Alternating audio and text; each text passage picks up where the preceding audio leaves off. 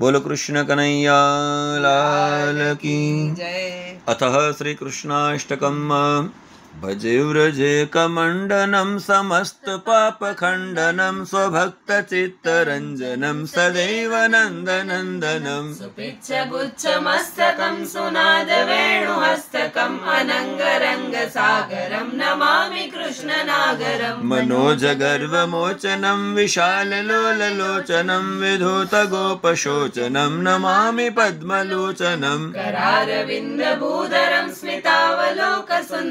महेन्द्रमानधारणं नमामि कृष्णवारणम् कदम्बसूनुकुण्डलं सुचारुगण्डमण्डलं व्रजाङ्गनैकवल्लभं नमामि कृष्णदुर्लभम् यशोदया समोदयास गोपयास नन्दया युतं सुखेकदायकं नमामि गोपनायकम् सदैव पादपङ्कजं मदीयमानसे निजं दधानमुत्तमालकं नमामि नन्दबालकम् समस्तदोषशोषणं समस्तलोकपोषणं समस्तगोपमानसं नमामि नन्दलालसम् भुवो भरावतारकं भवाब्धिकर्णधारकं यशोमती किशोरकं नमामि चित्तचोरकं दृगन्तकान्तभङ्गिनं सदा सदालसङ्गिनं दिने दिने नवं नवं नमामि नन्दसम्भवम् गुणाकरं सुखाकरं कृपाकरं कृपावरं सुरद्विषेनिकन्दनं नमामि गोपनन्दनं नवीन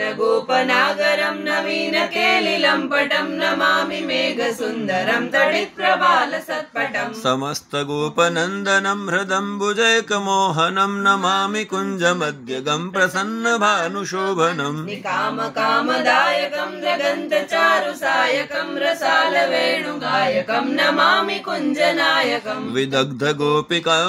मनोज्ञतल्पशायिनं नमामि कुञ्जकानने प्रवृद्धवह्निपायनं किशोरकान्तिरञ्जितं दुगञ्जनं सुशोभितं गजेन्द्रमोक्षकारिणं नमामि श्रीविहारिणं यदा तदा यथा तथा तथैव कृष्णसत्कथा मया सदैव गीयतां तथा कृपा विधेयताम् प्रमाणिकाष्टकद्वयं जपेद्यजित्यय पुमान् भवेत् स नन्दनन्दने भवे भवे सुभक्तिमान् भवे भवे सुभक्तिमान्। बोलो कृष्ण कन्हैया लाल की जय।